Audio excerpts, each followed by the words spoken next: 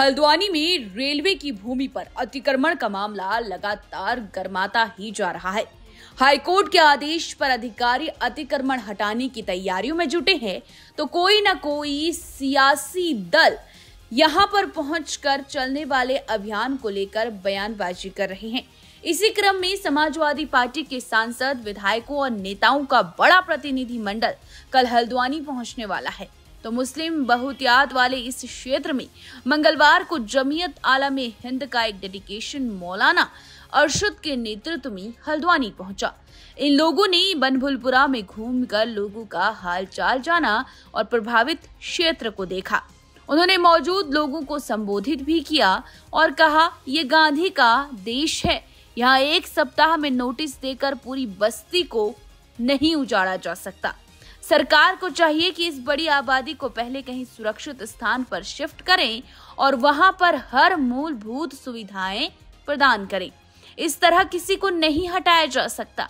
संस्था के लीडरों ने तो यहां तक कहा कि जमीयत आलमे हिंद पंडितों की आवाज बुलंद करेगी। न्याय दिलाने के लिए कानूनी तरीके से लड़ाई लड़ी जाएगी, इसीलिए सरकार पहले लोगों को घर आवंटित करे। उन्होंने कहा, सुप्रीम कोर्ट से अभी पूरी उम्मीद है कि न्याय जरूर मिलेगा। इन लोगों ने और क्या कुछ कहा, सुनिए। अरशद मदनी साहब, नेशनल प्रेसिडेंट जमीयत उलमा हिंद। जमीयत उलमा हिंद को इस पूरे मसले पर दखल क्यों देना पड़ रहा मदनी साहब, और आपको लगता है कि किस तरीके की ज्यादती यहाँ पर लोगों के साथ हो रही है? देखिए, जमीयत उलमा हिंद एक सोशल ऑर्गेनाइजेशन है। देश में कहीं भी किसी पर भी किसी भी कारण से कोई अत्याचार अन्याय होता है तो जमीयत उलमा हिंद उसमें लोगों का सहयोग करती है। 2019 में केंद्र सरकार ने 1771 अवैध कॉलोनियों को दिल्ली के अंदर लीगलाइज किया और लाखों लोगों को रिलीफ दी गई।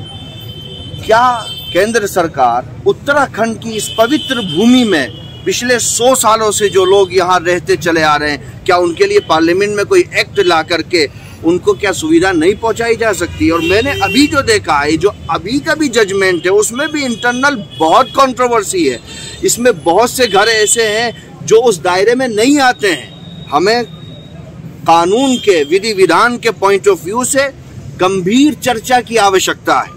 उसके बाद आप सिर्फ एक हफ्ते के नोटिस पर लोगों को ये कहने के अधिकृत ही नहीं है कि आप यहाँ से चले जाओ। अजय माकन वर्सेस भारत संघ में 2019 में दिल्ली हाई कोर्ट ने स्पष्ट रूप से कहा है कि आप उसी वक्त लोगों को हटा सकते हो जब आप दूसरी जगह पर्याप्त सुविधाओं के साथ में उनके अनुकूल कोई जगह बनाओ, तो आपको राइट होगा कि आप उन्हें हटा सकते हो। विद इन 1 वीक एक नोटिस पर आप अधिकृत नहीं हो। ये गांधी और आज़ाद और मौलाना मदनी का देश है। ये विधि विधान संविधान से चलता है।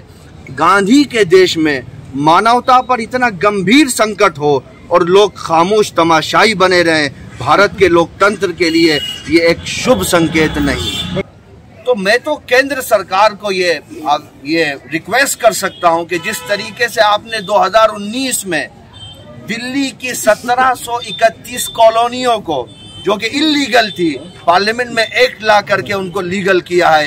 आप उत्तराखंड की इस पवित्र भूमि में वो लोग जो 100 साल से यहाँ रह रहे हैं, भारत सरकार आगे आए और गांधी और आज़ाद के देश में लोगों पर अत्याचार, अन्याय और दुष्प्रचार न हो, इसमें लोगों का सहयोग करें। हाजी वकील साहब और जनाब मौलाना अब्दुल जलील साहब, मौलाना सैयद काब रशीदी साहब, मौलाना रहमत अली साहब, ये डेलीगेशन आया हुआ है।